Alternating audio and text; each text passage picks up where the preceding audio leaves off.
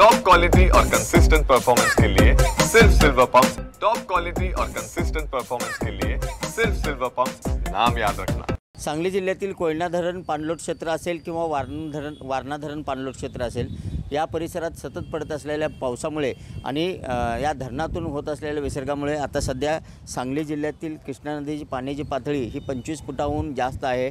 सध्या 26 फुटाकडे या पाण्याची पातळीची वाटचाल सुरू आहे। काल 18 ते 19 फुटावर असणारी पाण्याची पातळी ही एका रात्रीमध्ये आपण पाहिलं तर 6 ते 7 फुटांनी पाण्याची वाढ झालेली आहे पातळीमध्ये। आणि दुसरीकडे कोयना धरणातून 31,000 क्युसेक्स पाण्याचा विसर्ग सुरू आहे, तर वारणा नदीतूनही 14,000 क्युसेक्स पाण्याचा विसर्ग सध्या सुरू आहे।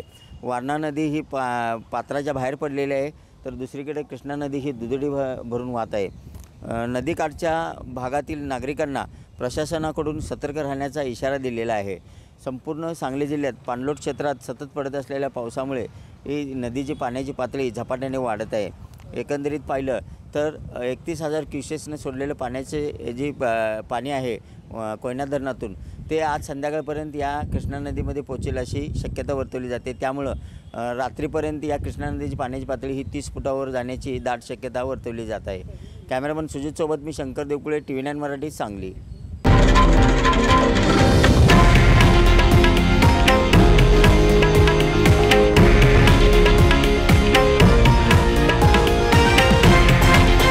हे आहे देशातील नंबर 1 न्यूज नेटवर्क आणि आपण पाहत आहात TV9 मराठी, एकमेव।